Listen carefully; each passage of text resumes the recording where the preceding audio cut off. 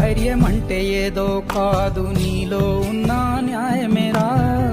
ఓడిపోదులేరా నీ సంకల్పం. ఏ సాయం లేకున్నా నీ తోడు, ఒంటరిగా అందరికై పోరాడు.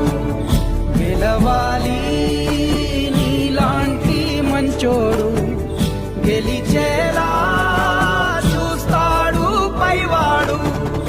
ఏమైంది ఏమైంది అయినా ఇప్పుడు ఏమైంది? ఆటుపోటు లేకపోతే జీవితమేముంది? పోను పోను దారి ఉంది, ముందుకు పోగా ఊపిరుంది. చీకటైన దారుల్లోనే వేకువపు